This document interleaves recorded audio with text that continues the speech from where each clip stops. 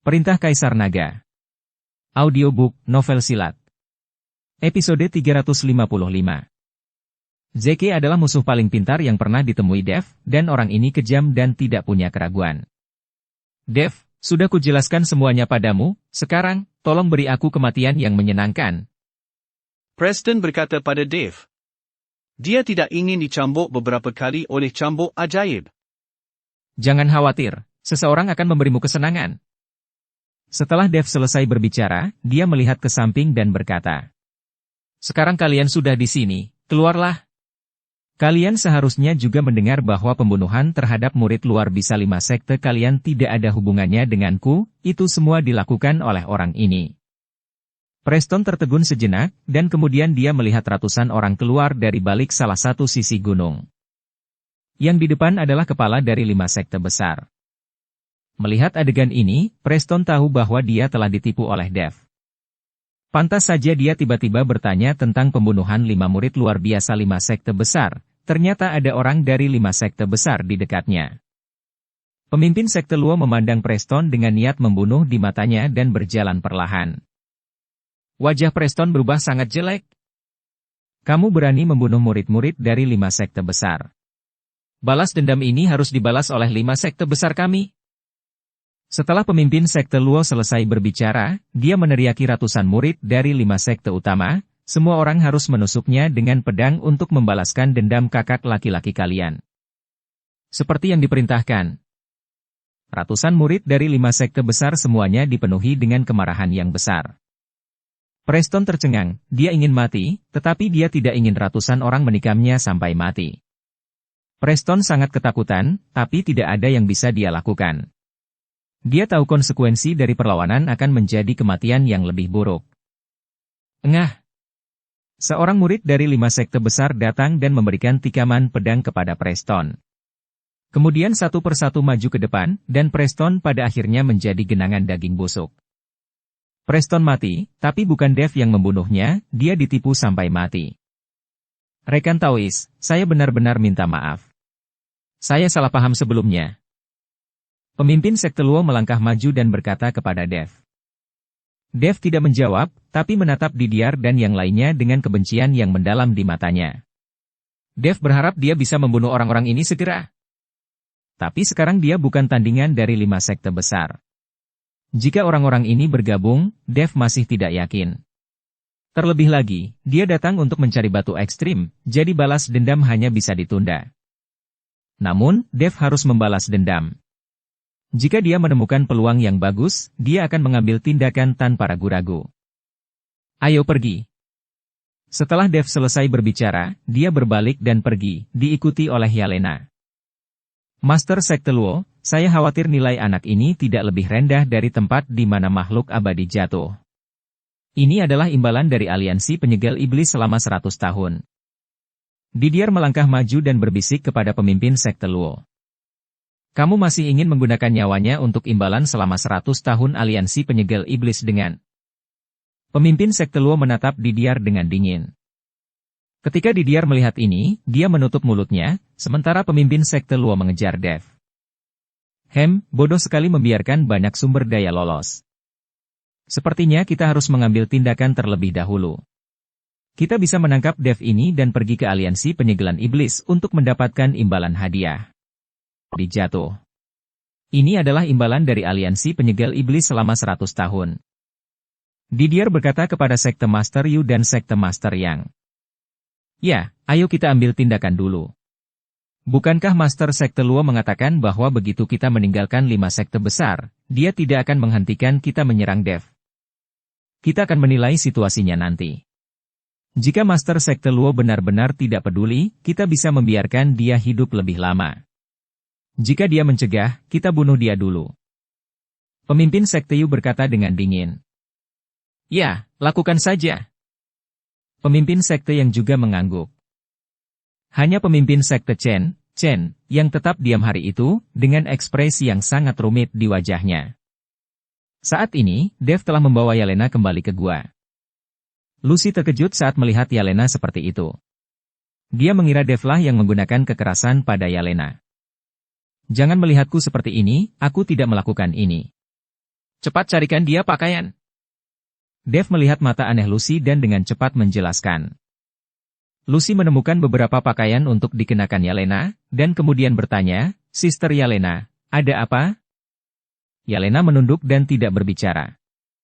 Faktanya, Yelena merasa sangat bersalah karena secara tidak langsung membunuh dua orang suci. Kalau tidak, dia tidak akan malu untuk tetap tinggal.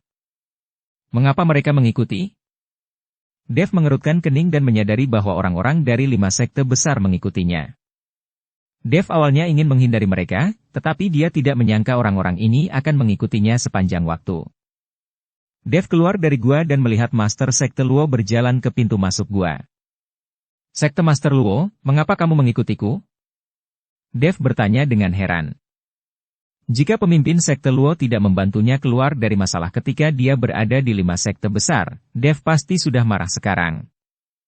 Rekan Taois, saya datang ke sini untuk menyampaikan permintaan maaf saya kepada Anda, dan juga untuk bekerja sama dengan Anda.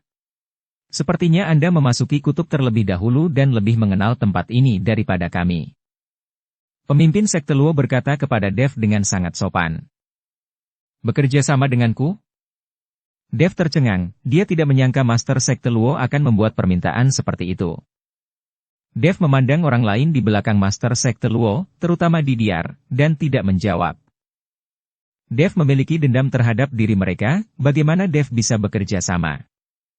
Didiar dan yang lainnya sedikit terkejut saat mendengar bahwa Master Sekte Luo ingin bekerja sama dengan Dev. Kemudian mereka bertukar pandang, siap menyerang pemimpin Sekte Luo dan Dev kapan saja. Tuan Chen, ada apa? Saat ini, Lucy keluar bersama banyak orang suci. Melihat kemunculan tiba-tiba orang suci itu, Didiar dan yang lainnya langsung waspada. Rencana untuk mengambil tindakan tertunda lagi. Pemimpin Sekte Luo memandang Lucy dan yang lainnya. Mereka semua berada di alam kesengsaraan transendensi tingkat 6.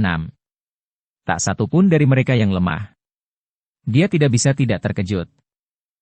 Meskipun kekuatan 5 sekte besar bagus, kekuatan murid mereka tidak terlalu tinggi. Dan semuanya tidak merata. Di antara ratusan murid dari 5 sekte besar, yang terkuat berada di alam kesengsaraan transendensi tingkat 6, dan hanya ada sedikit. Di belakang Dev, lebih dari 10 wanita di alam kesengsaraan transendensi tingkat 6 tiba-tiba muncul, yang mengejutkan semua orang dari 5 sekte besar. Melihat pakaian seragam para orang suci ini, terlihat jelas bahwa mereka berasal dari sekte yang sama. Jika suatu sekte memiliki kekuatan seperti itu, Anda dapat membayangkan betapa menakutkannya sekte tersebut. Inilah mengapa Didiar dan yang lainnya segera membatalkan rencana mereka untuk mengambil tindakan ketika mereka melihat Lucy dan yang lainnya. Beberapa orang teman lama ingin bekerja sama dengan kita. Dev berkata dengan tenang. Kerjasama. Wajah Lucy penuh kewaspadaan. Anda harus tahu bahwa keluarga dan sekte yang datang ke sini, semua ada di sini untuk berburu harta karun dan mencari keuntungan, siapa yang akan bekerja sama dengan orang lain. Kami baru pertama kali datang ke daerah kutub dan belum mengenalnya, jadi kami ingin bekerja sama. Jangan khawatir, jika kami menemukan tempat jatuhnya makhluk abadi, kami dapat membagi harta karun yang ditemukan di sana secara merata. Pemimpin Sekte Luo buru-buru berkata pada Lucy. Lucy merasa lega ketika dia mendengar bahwa Master Sekte Luo dan yang lainnya sedang mencari tempat jatuhnya makhluk abadi. Jelas sekali, orang ini juga telah tertipu. Tidak ada tempat di mana makhluk abadi jatuh di sini. Master Sekte Luo, tidak masalah untuk bekerja sama. Kami tidak menginginkan apapun jika kami menemukan tempat jatuhnya makhluk abadi. Tapi kami membutuhkan semacam batu ekstrim di sini, dan Anda tidak dapat memilikinya. Lagi pula, benda itu tidak berguna bagimu. Hanya biksu yang melatih ketampilan es yang bisa menggunakannya. Dev langsung memberitahu pemimpin Sekte Luo tentang batu ekstrim. Tidak masalah, karena tidak ada gunanya bagi kami tidak akan menginginkannya. Sekte Master Luo langsung setuju. Senang sekali bisa bekerja sama. Dev mengulurkan tangannya ke arah Master Sekte Luo, dan Master Sekte Luo juga berjabat tangan dengan Dev. Namun, pada saat berjabat tangan, Master Sekte Luo mengerahkan sedikit kekuatan, seolah mengingatkan Dev akan sesuatu. Dev tampak terkejut, tapi dia tidak mengerti apa yang dimaksud Master Sekte Luo. Dari awal hingga akhir, pemimpin sekte Luo tidak berdiskusi dengan orang-orang di belakangnya, dan hanya memutuskan untuk bekerja sama dengan Dev. Didier dan yang lainnya juga tidak berbicara. Dapat terlihat ketidakpuasan di hati mereka, tetapi mereka tidak berani mengatakan apapun. Dev mengajak Lucy dan yang lainnya beristirahat di dalam gua. Orang-orang dari 5 sekte besar menemukan tempat untuk beristirahat di luar gua. Setelah fajar menyingsing, mereka berangkat mencari tempat jatuhnya makhluk abadi. Tetapi ketika Dev sedang duduk di tepi gua, dengan mata sedikit tertutup, dan memasuki kondisi kultivasi, sebuah aura tiba-tiba datang ke arahnya. Dev langsung membuka matanya, dan pada saat yang sama aura di tubuhnya meledak, siap beraksi kapan saja. Bagaimanapun, Didier dan yang lainnya selalu ingin menangkapnya dan menyerahkannya ke aliansi penyegelan iblis untuk menerima hadiah, jadi Dev harus waspada terhadapnya. Ini aku. Tepat ketika Dev hendak mengambil tindakan, suara pemimpin sekte Luo terdengar. Dev sedikit terkejut dan memandang Master Sekte Luo dengan bingung. Dia tidak mengerti apa yang dilakukan Master Sekte Luo secara diam-diam untuk menemukannya. Memikirkan situasi di mana Master Sekte Luo dengan sengaja menggunakan sedikit tenaga saat berjabat tangan dengannya, Dev tahu bahwa Master Sekte Luo pasti sedang mengalami sesuatu. Sekte Master Luo, apa yang ingin kamu katakan? Dev bertanya dengan suara rendah. Master Sekte Luo melihat sekeliling dan berbisik, sebaiknya kita mencari tempat tersembunyi. Dev mengangguk, membawa Master Sekte Luo ke dalam gua, dan memerintahkan 2 orang suci untuk menjaga pintu masuk gua. Pada saat ini, pemimpin sekte Luo menghela nafas lega, memandang Dev dan berkata, Rekan Taois, ketika saya ingin bekerja sama dengan Anda, saya sebenarnya ingin Anda membantu saya. Membantumu dengan apa? Dev bertanya dengan ragu.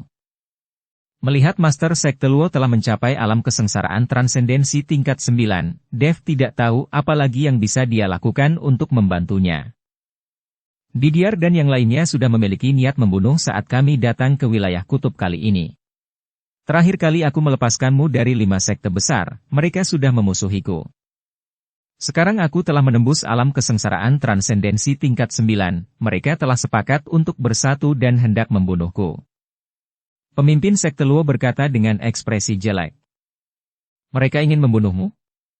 Jika kamu tahu itu, kenapa kamu masih datang? Dev sangat penasaran, karena Master Sekte Luo tahu, mengapa dia datang ke kutub. Master Sekte Luo tersenyum pahit, saya terpaksa, saya tidak punya pilihan. Jika saya tidak datang, Master Sekte Chen pasti akan mati.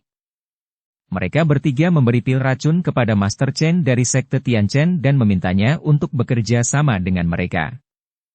Jika saya tidak datang dan berpura-pura tidak tahu apa-apa, mereka pasti akan membunuh Master Sekte Chen. Apakah ini semua dikatakan oleh Master Sekte Chen padamu? Dev bertanya. Master Sekte Luo mengangguk, dia diam-diam memberitahuku. Saya juga dapat mendeteksi bahwa Didier dan yang lainnya memiliki niat membunuh terhadap saya. Alasan mengapa mereka belum mengambil tindakan adalah karena mereka ingin menemukan tempat jatuhnya makhluk abadi, lalu setelahnya menyingkirkanku. Mereka tidak mungkin menemukan tempat jatuhnya makhluk abadi. Kata Dev dengan tenang. Kenapa? Master Sekte Luo tercengang. Karena tidak ada tempat di mana makhluk abadi jatuh di sini. Itu semua hanya tipuan. Sumber daya sebenarnya di wilayah kutub adalah batu ekstrim. Tapi hal semacam ini tidak berguna bagi sekte dan keluarga lain. Di wilayah batu ekstrim ini, hanya istana Guanghan yang berselisih dengan keluargamu yang membutuhkan batu ekstrim. Semua orang yang datang ke sini tertipu. Dev memberitahu pemimpin sekte Luo tentang situasi sebenarnya. Jadi begitu. Aku pernah mendengar tentang keluargamu, tapi aku belum pernah mendengar tentang istana Guanghan. Wajar jika Master Sekte Luo tidak pernah mendengar tentang istana Guanghan. Setelah istana Guanghan dihancurkan, istana itu baru saja dipulihkan. Dengan 5 sekte besar yang terpisah ribuan mil, masuk akal untuk belum pernah mendengarnya. Master Sekte Luo, bagaimana Anda ingin saya membantu Anda? Mari bekerja sama untuk menyingkirkan ketiga orang itu? Dev bertanya. Dev juga membenci Didier dan 2 lainnya, jadi jika dia ingin membunuh mereka, Dev tidak akan ragu. Tetapi Master Sekte Luo menggelengkan kepalanya, itu tidak mungkin sekarang. Jika kita menggunakan peluang sekarang, ada banyak murid di bawah sekte mereka.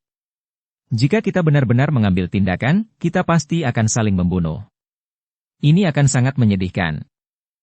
Saya ingin mencari kesempatan untuk menyingkirkan ketiga orang ini tanpa menyakiti murid-murid kami. Dev mendengar apa yang dikatakan Master Sekte Luo dan memahami maksudnya. Master Sekte Luo tidak ingin menyakiti murid dari 5 sekte besar. Bagaimanapun, mereka semua berasal dari sekte yang sama di masa lalu. Selama Didier dan 2 lainnya tersingkir, para murid secara alami akan berada di bawah manajemen pemimpin Sekte Luo. Oke, mari kita ambil tindakan saat kita menemukan peluang. Tapi kamu bisa diam-diam memberitahu pemimpin Sekte Chen bahwa aku bisa menemukan cara untuk menghilangkan racun darinya sehingga dia tidak perlu khawatir. Dev berkata kepada pemimpin Sekte Luo. Master Sekte Luo mengangguk dengan gembira. Jika racun Master Sekte Chen bisa didetoksifikasi, pihak mereka akan menjadi lebih kuat. Saat itu, Didier dan 3 lainnya tidak akan dapat membuat tindakan apapun.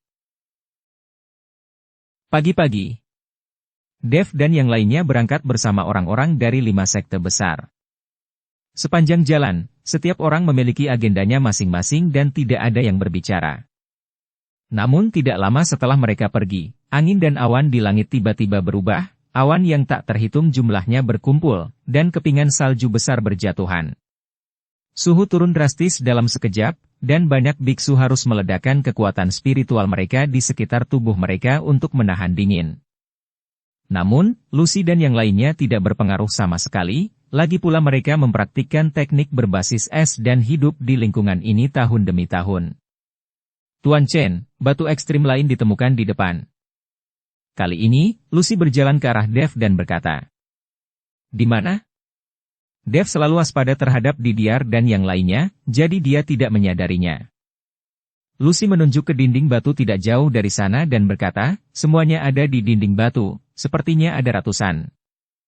Dev melihat sekeliling dan menemukan ratusan batu ekstrim bertatahkan di dinding batu di satu sisi. Dulu batu ekstrim ditemukan di dalam tanah, namun kali ini sebenarnya ada batu ekstrim di dinding batu yang tertanam di gunung. Hal ini membuat Dev sangat aneh dan tidak bisa menahan diri untuk berhenti. "Kenapa kamu berhenti?" Sekte Master Luo bertanya. "Ada batu ekstrim di depan." Dev menunjuk. Ternyata batu ekstrim seperti itu. "Kirimkan saja beberapa orang untuk menurunkannya," kata pemimpin Sekte Luo. Dev tidak bergerak, dia melihat ke batu ekstrim dan merasakan bahaya di dalam hatinya. Bukan suatu kebetulan jika batu ekstrim muncul di dinding batu itu. "Tuan Chen, saya pribadi akan memimpin 2 orang untuk menurunkan batu ekstrim itu," kata Lucy. Dev mengangguk, tapi memperingatkan, "Kamu harus lebih waspada. Saya selalu merasa ada bahaya di sini." Lucy memilih 2 orang suci, lalu melompat menuju dinding batu. Karena adanya medan magnet di sini, Lucy dan yang lainnya tidak bisa melompat terlalu tinggi, mereka hanya bisa menggunakan kakinya untuk melompat ke atas lagi dengan bantuan dinding batu. Tepat ketika Lucy dan yang lainnya hendak mendekati batu itu, sekumpulan serangga beracun berwarna hitam tiba-tiba terbang keluar dari dinding batu. Belum ada yang mengetahui bagaimana serangga beracun ini terbang keluar dari dinding batu. "Awas!" Melihat ini, Dev melompat, dan pada saat yang sama, api muncul dari telapak tangannya. Serangga beracun ini paling takut dengan api. Melihat ini, orang-orang suci lainnya mengeluarkan pedang es mereka satu demi satu, dan sinar pedang terbang dengan cepat, langsung menuju ke serangga hitam beracun. Tubuh Lucy dan kedua orang suci itu jatuh dengan cepat.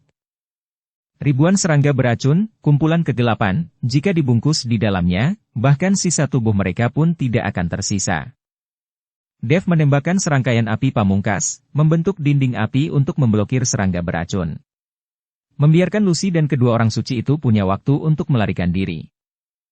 Kemudian ratusan sinar pedang melewati kawanan serangga tersebut. Meski banyak serangga beracun yang terbunuh, bagi ribuan serangga beracun ini, itu hanyalah gerimis. "Biar saya membantu." Ketika pemimpin Sekte Luo melihat ini, dia berteriak dan menuju ke arah kawanan serangga. Namun, Didier dan yang lainnya tidak bergerak sama sekali. Pemimpin sekte Luo mengabaikan mereka dan langsung menemui Dev. Ini mungkin sebuah kesempatan. Pemimpin sekte Luo membisikkan sesuatu di telinga Dev. Dev langsung memahaminya, dan kemudian tubuhnya jatuh dengan cepat. Serangga beracun itu mengerumuni Dev. Tiba-tiba, dinding batu itu runtuh, dan monster beruang es yang tampak tertidur melompat keluar dari dinding batu. Baru kemudian Dev mengerti mengapa batu-batuan ekstrim ini ada di dinding batu, ternyata itu adalah monster beruang es. Dan serangga beracun ini seharusnya menjaga batu ekstrim di luar saat monster beruang es sedang berlatih. Monster beruang es ini berukuran besar, memiliki aura yang kuat, dan memiliki tingkat budidaya di puncak alam kesengsaraan transendensi. Semua orang kaget saat melihat monster beruang es ini. Dev memikat serangga beracun dan monster beruang es menuju 5 sekte besar. Karena Didier dan yang lainnya tidak mengambil tindakan, maka dia akan memaksa orang-orang ini mengikuti serangga beracun dan monster beruang es untuk mengambil tindakan. Hanya ketika kekacauan terjadi barulah mereka memiliki kesempatan untuk membunuh Didier dan yang lainnya secara diam-diam. Didier dan yang lainnya melihat Dev memimpin serangga beracun dan monster beruang es ke arah mereka, dan mereka semua mulai berteriak. Jangan datang ke sini. Mereka tidak mau melawan serangga beracun ini. Semakin sering hal ini terjadi, semakin besar kemungkinan Dev akan lolos. Didier dan murid-muridnya mundur dengan putus asa, tetapi mereka tidak secepat Dev. Serangga beracun dan monster beruang es tertarik. Didier dan yang lainnya saling memandang dan menyadari bahwa mereka tidak punya pilihan selain mengambil tindakan melawan serangga beracun dan monster beruang es. Dev meminta Lucy untuk membawa beberapa orang suci dan buru-buru pergi ke dinding batu untuk menurunkan batu ekstrim. Tapi saat Lucy dan yang lainnya hendak mengambil batu ekstrim, terdengar beberapa raungan lagi, dan monster beruang es berlari keluar dari dinding batu. Kali ini, Lucy dan yang lainnya terkejut. Ketika Dev melihat ini, dia melompat dan menantang beberapa monster beruang es sendirian, membiarkan Lucy dan yang lainnya mendapatkan batu ekstrim. Master Sekte Luo juga bergegas maju untuk membantu. Saat ini, dia harus bekerja sama dengan Dev. Master Sekte Luo dan Dev saling memandang. Keduanya sepertinya memiliki pemikiran yang sama dan melawan monster beruang es itu sambil bertarung dan mundur. Mereka benar-benar memimpin monster beruang es ini ke Didier dan lainnya. Sekelompok serangga beracun, ditambah beberapa monster beruang es. Didier dan murid-muridnya sedikit lelah menghadapinya. Dev bersama Master Sekte Luo, dan mengambil kesempatan untuk melarikan diri dari medan perang, bahkan tidak berniat membantu.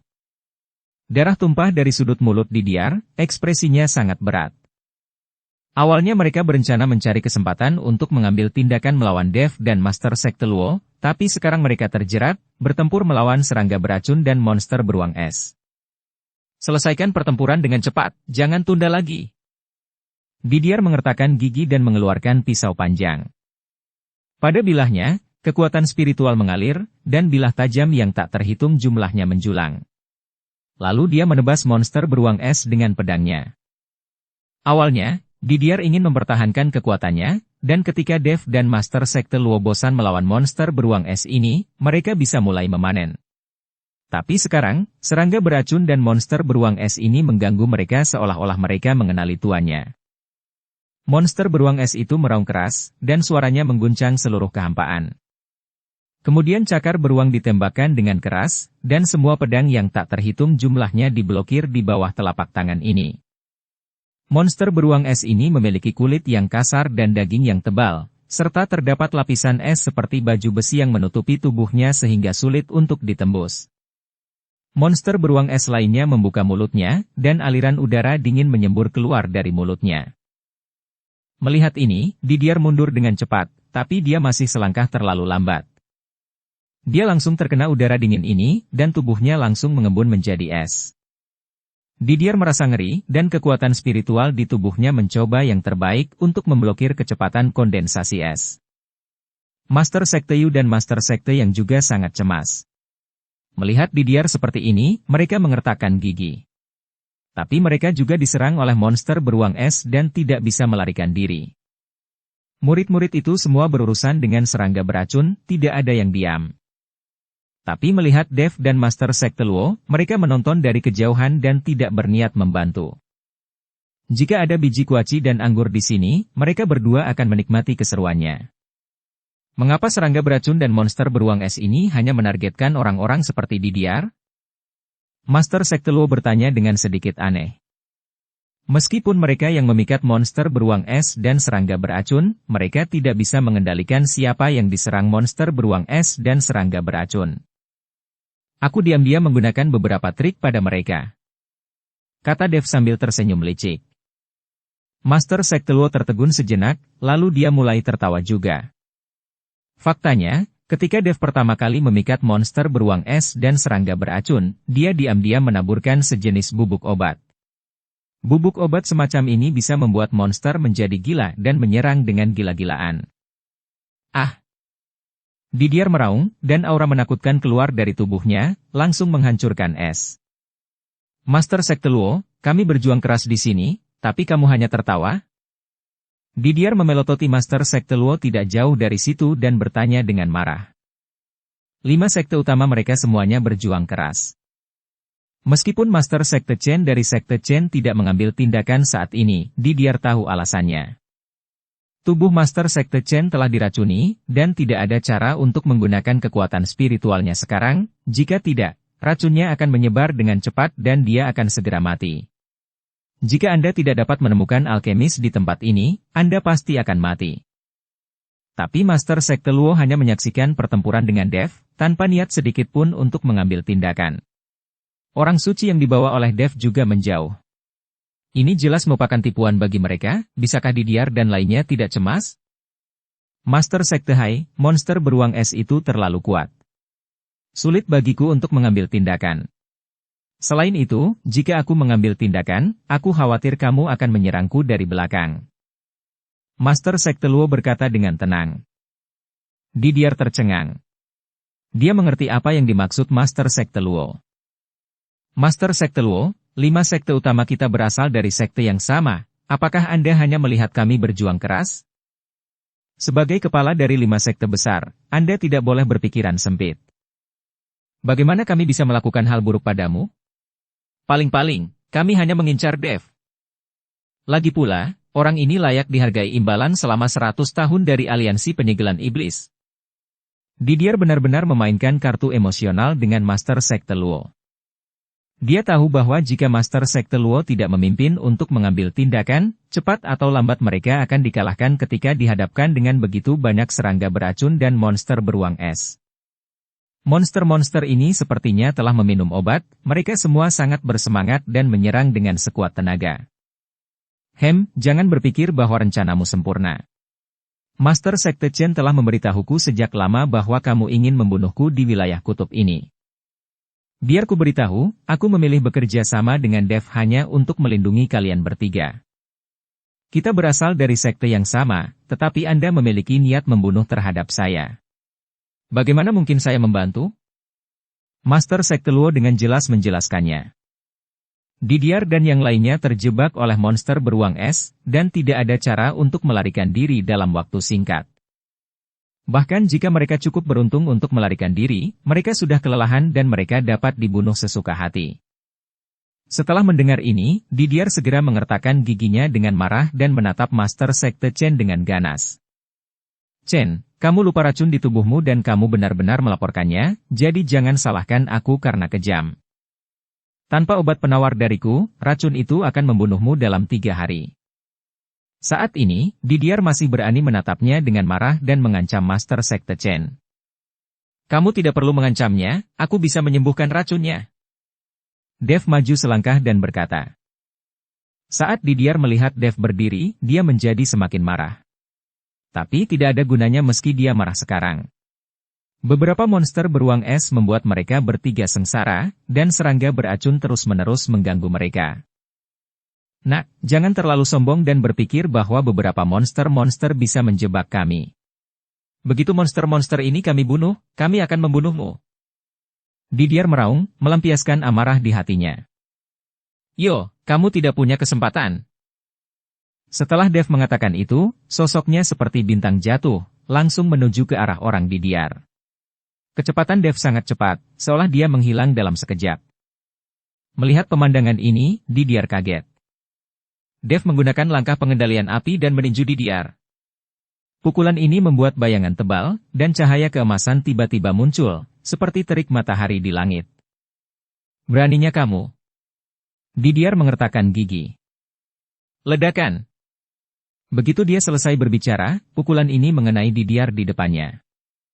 Didier ingin menghindar, tetapi ternyata dia terbungkus dalam bayangan tinju yang menakutkan ini, dan tidak ada tempat untuk bersembunyi.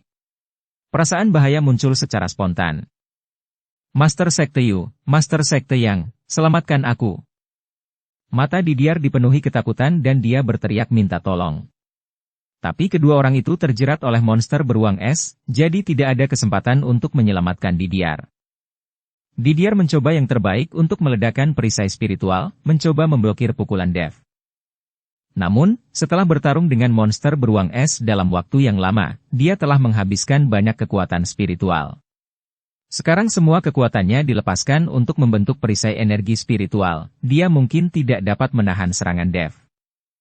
Setelah ledakan cahaya keemasan, pukulan Dev dengan mudah menembus perisai aura dan memukul Didier dengan keras. Bang! Tubuh Didier seperti layang-layang yang keluar jalur, terbang ke kejauhan. Di udara, Didier menyemburkan darah dan membuat busur. Tubuh Didier membentur dinding batu begitu keras hingga seluruh bukit bergemuruh. Melihat pemandangan ini, Master Sekte Yu dan Master Sekte yang saling memandang, berbalik dan lari. Rencana mereka sudah terungkap, mereka akan mati jika tetap tinggal. Hei, kalian masih ingin kabur? Tidak semudah itu. Master Sekte Luo mendengus dingin, melompat, dan menghalangi jalan mereka berdua. Monster beruang es di sekitarnya sedang menonton dengan penuh semangat. Master Sekte Luo, kami salah. Semua masalah ini direncanakan oleh Didier. Demi sesama sekte, tolong ampuni kami kali ini. Master Sekte Yu dan Master Sekte yang memohon kepada Master Sekte Luo. Didier dipukul oleh Dev, dan mereka tidak tahu apakah Didier masih hidup atau sudah mati. Bagaimana mereka bisa berani membunuh Master Sekte Luo? Master Sekte Luo memandang mereka berdua, matanya penuh amarah dan berkata, jika kamu mengakui kesalahanmu lebih awal, aku tidak akan membunuhmu. Bagaimanapun, kita telah bekerja sama selama bertahun-tahun. Tapi demi keuntungan, kamu benar-benar meracuni Master Sekte Chen. Hal ini tidak bisa dimaafkan. Jika nenek moyang kita masih hidup, mereka juga tidak akan bisa memaafkanmu. Ketika Master Sekte Yu dan Master Sekte yang mendengar ini, mereka tahu bahwa Master Sekte Luo akan membunuh mereka hari ini, jadi mereka mengertakkan gigi dan berkata, Oke, karena kamu begitu tidak berperasaan, maka kami akan bertarung denganmu. Setelah itu, keduanya mengambil tindakan langsung terhadap Master Sekte Luo. Meskipun Master Sekte Luo telah dipromosikan ke alam kesengsaraan transendensi tingkat 9, dia baru saja dipromosikan, dan mereka berdua dapat menanganinya bersama-sama. Tepat ketika mereka berdua mengambil tindakan, sesosok hantu muncul dalam sekejap. Dev telah tiba di samping Master Sekte Luo. Mata Dev bersinar dengan niat membunuh. Pedang pembunuh naga di tangannya mengeluarkan suara mendengung, seolah tidak sabar. Kalian berdua sepertinya sudah melupakanku? Dev tersenyum dingin. Melihat Dev, mereka berdua merasa gugup, tapi sekarang masalahnya sudah seperti ini, mereka hanya bisa bertarung. Bunuh! Keduanya meraung dan mendatangi Dev dan Master Sekte Luo. Mata Dev penuh dengan penghinaan. Dia bukanlah sesuatu yang bisa ditangani oleh alam kesengsaraan transendensi tingkat 8 sekarang. Beberapa waktu lalu, dia terpaksa berada dalam situasi putus asa. Namun hanya dalam beberapa hari, Dev bisa mengabaikan orang-orang ini. Pedang pembunuh naga di tangannya meledak dengan gelombang panas, dan api pamungkas muncul. Memanfaatkan situasi ini, seekor naga api meraung. Menghadapi naga api, Master Sekte Yu tiba-tiba menginjakkan kakinya ke tanah, dan dinding tanah tiba-tiba muncul dari tanah. Tanah yang keras terangkat tepat di bawah kaki Master Sekte Yu. Tapi tembok tanah ini seperti kertas tipis di hadapan naga api Dev, dan tidak berpengaruh sama sekali. Ledakan. Naga api itu menembus tubuh Master Sekte Yu dan langsung terbakar. Ah! Master Sekte Yu berteriak dengan sedih. Master Sekte Luo meliriknya dengan tak tertahankan, lalu melompat dan menampar Master Sekte yang dengan telapak tangan. Master Sekte yang juga mencoba yang terbaik, mencoba berhadapan dengan telapak tangannya. Bang! Dengan suara yang tumpul, tubuh Master Sekte yang langsung tenggelam ke tanah, hanya menyisakan separuh tubuhnya yang di atas tanah. Master Sekte yang muntah darah dan sepertinya memohon ampun dengan mulut terbuka. Tapi dia tidak bisa mengucapkan sepatah kata pun. Master Sekte Luo berbalik tak tertahankan dan langsung pergi. Dev bisa menyelesaikan sisa masalahnya. Dev mengeluarkan segenggam bubuk merah dan melemparkannya ke udara. Serangga beracun dan monster beruang es meraung dan bergegas mendekat. Dev menggunakan langkah pengendalian api untuk pergi, meninggalkan Didiar dan Master Sekte yang sekarat, digigit oleh monster beruang es dan serangga beracun. Setelah berjalan beberapa mil, mereka dapat mendengar teriakan pilu Didiar dan Master Sekte yang. Dev tahu bahwa alis Master Sekte Luo terus-menerus mengerutkan kening. Mungkin dia tidak ingin segala sesuatunya menjadi seperti ini. 5 sekte besar sekarang mungkin akan berubah menjadi 2 sekte besar di masa depan. Dev memeriksa Master Sekte Chen dan menemukan bahwa dia hanya terkena bubuk huajin yang sangat biasa, jadi dia menemukan beberapa pil dari cincin penyimpanan dan memberikannya kepadanya. Rekan Taoist Chen, terima kasih banyak. Jika bukan karena Anda, saya benar-benar tidak tahu bagaimana memecahkan situasi ini. Ketika saya kembali kali ini, saya akan memastikan untuk membereskan semua. 5 sekte besar akan dibersihkan secara menyeluruh. Master Sekte Luo sepertinya tiba-tiba menjadi jauh lebih tua, berkata sambil menghela nafas. Master Sekte Luo, sama-sama. Jika Anda tidak menentang tindakan mereka beberapa waktu yang lalu, saya pasti sudah mati di 5 sekte besar sejak lama. Kata Dev sambil tersenyum tipis. Master Sekte Luo tersenyum pahit, dia tidak menyangka bahwa ketika dia bersikeras untuk membiarkan Dev pergi, dia benar-benar hanya menyelamatkan salah satu darinya. Ini mungkin yang disebut karma. Master Sekte Luo mengeluarkan sebuah batu dari tangannya yang membuat semua orang tertawa. Yang aneh adalah batu ini sebenarnya memiliki 5 warna. Rekan Taoist Chen, ini adalah batu 5 warna dari 5 sekte utama kami. Sudah diwariskan selama bertahun-tahun, tapi kami masih belum tahu kegunaan batu 5 warna ini. Tetapi hari ini saya melihatnya. Kamu di sini untuk mengumpulkan batu ekstrim untuk budidaya. Mungkin benda ini akan berguna bagimu. Master Sekte Luo menyerahkan batu 5 warna itu kepada Dev. Dev mengambil batu 5 warna dan merasakan perasaan hangat di tangannya, tetapi Dev tidak memperhatikan dan mengira itu adalah suhu tubuh Master Sekte Luo. Setelah menyimpan batu 5 warna dan mengobrol dengan Master Sekte Luo untuk beberapa patah kata, Dev dan Master Sekte Luo berpisah. Sekte Master Luo memimpin murid-muridnya kembali ke markas 5 sekte besar. Lagi pula, tidak ada tempat di mana makhluk abadi jatuh di sini, jadi tidak ada gunanya mereka tinggal di sini. Terlebih lagi, Didiar dan 2 lainnya baru saja mati, dan murid-murid di bawah sekte mereka masih perlu diyakinkan dan dikelola. Dev, Lucy dan yang lainnya terus mencari batu ekstrim. Sambil mencari batu ekstrim, Dev juga sengaja menghindari biksu lain yang masuk ke dalam wilayah ekstrim tersebut. Meski banyak batu ekstrim yang ditemukan, namun tidak ditemukan tambang batu ekstrim, yang membuat Dev sedikit tertekan. Pencarian seperti ini, yang hanya sedikit demi sedikit, di tahun monyet, dan bulan kuda, mereka baru bisa menemukan cukup banyak batu ekstrim yang dibutuhkan Istana Guanghan. Melihat langit kembali gelap, Dev hanya dapat menemukan tempat yang relatif aman untuk beristirahat.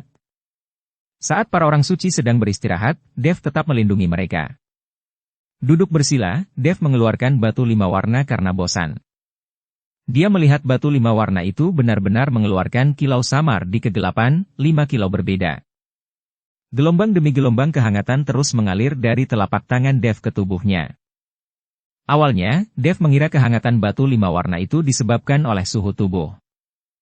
Tapi sekarang ketika dia memegang batu 5 warna, dalam cuaca yang sangat dingin, batu 5 warna masih memancarkan rasa hangat. Dev merasa agak aneh, jika itu disebabkan oleh suhu tubuh, sekarang tidak mungkin lagi hangat. Dev mengamati dengan cermat dan menemukan bahwa selain 5 warna, tidak ada yang istimewa dari batu 5 warna itu, mirip dengan batu biasa. Ini seukuran kepalan tangan, sangat berkilau, dan sangat nyaman untuk digenggam dalam cuaca yang sangat dingin ini.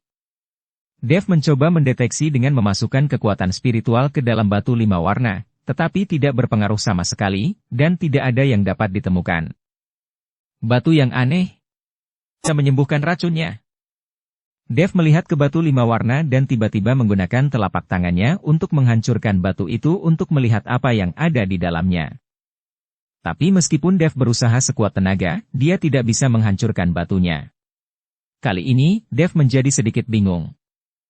Tahukah Anda, dengan kekuatannya saat ini, dia bisa dengan mudah meledakkan gunung dengan satu pukulan. Tapi dia ingin menghancurkan batu, tetapi dia tidak bisa. Dev bermain dengan batu 5 warna selama 1 jam penuh, tetapi masih belum menemukan sesuatu. Anda harus tahu bahwa hal-hal yang diwariskan oleh 5 sekte besar bukanlah batu yang tidak berguna. Tapi Dev tidak tahu kegunaan batu ini. Tuan Chen, apa yang Anda lihat? Yelena mendekat dan duduk di sebelah Dev. Dev melirik ke arah Yelena tetapi tidak berkata apa-apa. Dia masih sedikit kesal kepada Yelena. Dia tidak terlalu menyukai wanita ini. Melihat Dev seperti itu, Yelena berinisiatif untuk meminta maaf, Tuan Chen, saya benar-benar minta maaf. Karena ketidaktahuan dan kebodohan saya dalam 2 hari terakhir, orang suci menderita kerugian. Saya tahu itu salah saya. Tapi itu karena saya sedikit bias terhadap sosok Anda. Yelena dengan tulus meminta maaf. Pada saat ini, dia telah menemukan kualitas luar biasa Dev. Jika bukan karena Dev, jangankan dia, bahkan orang-orang suci ini pasti tidak dapat menemukan batu ekstrim ini, atau apakah mereka akan bertahan sampai sekarang. Jangan ungkit masa lalu. Dev melihat Yelena dengan tulus meminta maaf, jadi dia tidak berkata apa-apa lagi. Bagaimanapun, Yelena pada dasarnya tidak jahat. Tuan Chen, saya tahu Anda sudah lama melihat batu itu. Apakah ada yang istimewa dari batu itu? Yelena melihat batu 5 warna di tangan Dev dan bertanya. Batu ini selalu hangat. Saya ingin mencari tahu apa yang ada di dalamnya, tetapi saya tidak dapat menemukan apapun sama sekali. Kata Dev sambil menyerahkan batu 5 warna itu kepada Yelena. Yelena mengambil batu 5 warna itu dan segera berteriak, panas sekali. Yelena melemparkan batu 5 warna itu ke tanah. Ada lapisan salju dan es tebal di tanah, tetapi setelah batu 5 warna itu jatuh, bahkan saljunya pun benar-benar terbakar. Melihat pemandangan aneh ini, mata Dev langsung melebar dan dia mengambil batu 5 warna itu. Ini tidak panas? Tapi dia tidak bisa. Dev sangat bingung, mengapa Yelena mengatakan bahwa batu 5 warna ini sangat panas. Yelena dengan hati-hati mendekati tangannya, tetapi begitu dia mendekat, dia segera menjauh. Saya bisa merasakan gelombang panas dari batu itu, terlalu panas. Kata Yelena. Dev sedikit bingung sekarang, dia tidak mengerti apa yang sedang terjadi. Ketika Master Sekte Luo memberikannya kepadanya, dia sepertinya tidak mengatakan bahwa itu panas, dia hanya memberikannya padanya dengan santai. Dev melihat batu 5 warna di tangannya, dan kemudian melihat bekas terbakar di tanah. Tanahnya tertutup es dan salju, tapi bisa terbakar, aneh sekali. Tuan Chen, sudahkah Anda mencoba melihat apakah batu itu akan berubah jika dibakar? Kata Yelena. Ketika Dev mendengar ini, dia merasa bisa mencobanya, jadi api menyala di telapak tangannya, dan Dev memegang batu 5 warna di tangannya. Api membakar batu 5 warna itu dengan hebat, dan tak lama kemudian cahaya di batu 5 warna itu mulai redup. Kemudian, batu berwarna-warni itu akhirnya berubah menjadi warna gelap. Pada saat ini, Dev sedikit tercengang dan membakar batu 5 warna menjadi hitam. Ini. Bagaimana bisa seperti ini? Tepat ketika Dev bingung, batu itu perlahan retak. Segera setelah itu, batu 5 warna itu hancur, dan sebuah benda seukuran inti kristal terlihat di dalamnya. Inti kristal ini sangat jernih, tetapi ada juga 5 warna di dalamnya, dan ada nyala api yang sangat halus di setiap warna. Kali ini, Dev mengambil inti kristal di dalam batu 5 warna dan perlahan menyuntikkannya dengan kekuatan spiritual. Cahaya tiba-tiba bersinar ke segala arah, dan cahaya warna-warni memantulkan separuh langit menjadi merah. Api di dalam mulai berkobar hebat. Ketika Dev melihat ini, dia sangat ketakutan sehingga dia segera menarik kekuatan spiritualnya. Penglihatan seperti ini dapat dengan mudah menarik perhatian orang. Jika ini menarik perhatian biksu lain, itu akan merepotkan. Cantik sekali, kata Yelena dengan wajah terkejut. Astaga, esensi api pamungkas Raja Bintang Api? Pada saat ini, suara Raja Iblis Awan Merah terdengar di benak Dev. Dev tertegun dan dengan cepat bertanya, "Senior, apakah kamu mengetahui hal ini? Apakah kamu mengingat sesuatu?" Raja Iblis Awan Merah menggelengkan kepalanya, dan kemudian berkata, "Meskipun aku telah kehilangan ingatanku, aku mengetahui hal ini. Itu adalah esensi api pamungkas dari Raja Bintang Api. Ada 5 jenis api pamungkas yang tersimpan di dalamnya. Bagaimana barang-barang milik Raja Bintang Api bisa sampai di dunia surga dan manusia? Apakah orang ini pernah ke dunia surga dan manusia?" Setelah mendengarkan Raja Iblis Awan Merah, Dev mengerti apa yang sedang terjadi. Raja Bintang Api datang ke dunia surga dan manusia selama perang antara dewa dan iblis, jadi sangat mungkin barang-barangnya tertinggal di dunia surga dan manusia. Dev melihat esensi api pamungkas di tangannya dan sangat terkejut. Dia tidak pernah menyangka akan ada banyak jenis api pamungkas. Bintang asal berkedip. Jika Dev ingin menyerap api pamungkas dalam esensi ini, itu pasti dapat meningkatkan asal-muasal apinya cukup banyak. Dan seperti yang dipikirkan Dev, kekuatan asli elemen api mengalir ke dalam esensi seperti banjir yang bergulung. Api merah di jiwa mulai perlahan menjadi lebih jelas, dan cahayanya menjadi lebih menyilaukan. Api sialan. Dev terkejut dan dengan cepat memutus kekuatan aslinya. Dia awalnya ingin menyerap kekuatan dari esensi api pamungkas ini, tapi dia tidak menyangka ternyata kekuatan aslinya akan ditelan. Apakah kamu gila? Kamu hanyalah seorang biksu kecil di alam kesengsaraan transendensi, tetapi kamu masih ingin menyerap esensi api dari Raja Bintang Api? Raja Iblis Awan Merah berkata dengan kaget. Dev menggaruk kepalanya, dia hanya ingin mencobanya, tapi dia tidak menyangka esensi api pamungkas itu begitu kuat. Omong kosong. Jika tidak bisa diserap, sepertinya ini tidak ada gunanya. Dev melemparkan esensi api pamungkas ke dalam cincin penyimpanan. Jika tidak bisa diserap, tidak ada gunanya bagi Dev. Tuan Chen, apa itu? Yelena bertanya dengan rasa ingin tahu ketika dia melihat Dev sudah lama tidak mengatakan apa-apa. Hanya pil monster, tidak ada gunanya. Kata Dev acuh tak acuh. Bahkan jika dia memberitahu tentang esensi api pamungkas Raja Bintang Api, Yelena mungkin tidak akan mengerti. Tepat setelah Dev selesai berbicara, tiba-tiba suara yang menembus udara terus berdering. Seseorang mendekat. Dev dan bertanya. Dev mengerutkan kening dan segera menjadi waspada. Ketika Yelena melihat ini, dia mengingatkan semua orang suci yang sedang beristirahat. Di kawasan kutub ini selalu ada bahaya, jadi selalu waspada. Dev merasakan arah suara itu dan menjadi bingung. Biasanya, di wilayah kutub ini, karena adanya medan magnet, tidak peduli biksu jenis apa, mustahil untuk terbang dengan cepat dan dalam waktu lama. Tapi suara yang terdengar sekarang jelas merupakan suara terobosan di udara akibat penerbangan cepat. Segera, sesosok tubuh muncul, menuju ke arah Dev dan yang lainnya dengan sikap yang sangat cemas. Dev sangat waspada, kesadarannya menyebar, dan dia juga mengambil pedang pembunuh naga di tangannya. Kalau lawan bisa terbang begitu cepat di wilayah kutub, kekuatannya pasti cukup tinggi. Saat lawan semakin dekat, Dev terkejut saat mengetahui bahwa lawannya ternyata adalah tubuh roh, aura di tubuhnya tidak menentu, dan seluruh tubuhnya seperti tertiup angin. Master Sekte Chen. Dev melihat pihak lain dan langsung terkejut. Melihat itu bukan tubuh fisik Master Sekte Chen, tapi hanya jiwa yang tersisa, Dev akhirnya tahu mengapa pihak lain bisa terbang. Namun, Dev tidak mengerti mengapa Master Sekte Chen menjadi seperti ini tidak lama setelah mereka berpisah dari Master Sekte Luo dan yang lainnya. Master Sekte Chen jelas panik dan tidak memperhatikan Dev dan yang lainnya sama sekali. Mungkin dia belum beradaptasi dengan identitasnya sebagai jiwa, jadi dia terbang tidak menentu. Master Sekte Chen. Dev melompat dan berteriak kepada Master Sekte Chen.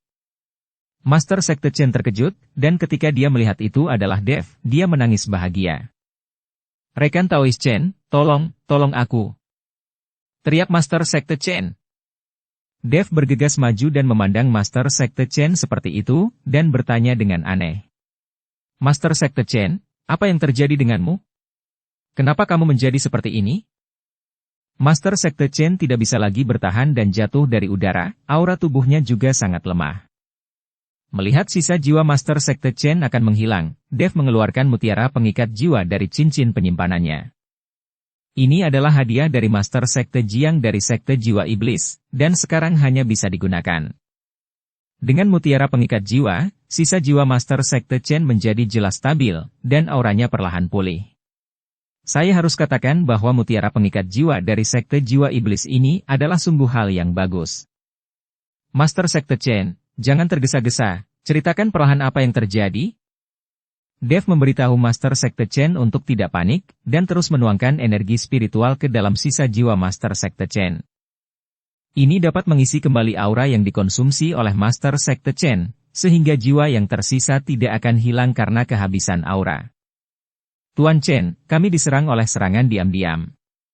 Master Sekte Luo dan murid-murid dari 5 sekte besar terjebak. Saya akhirnya hanya bisa menghancurkan tubuh saya dan melarikan diri dengan sisa jiwa ini. Bersambung ke episode 356. Dukung kami dengan subscribe, follow, like, komen dan share. Terima kasih.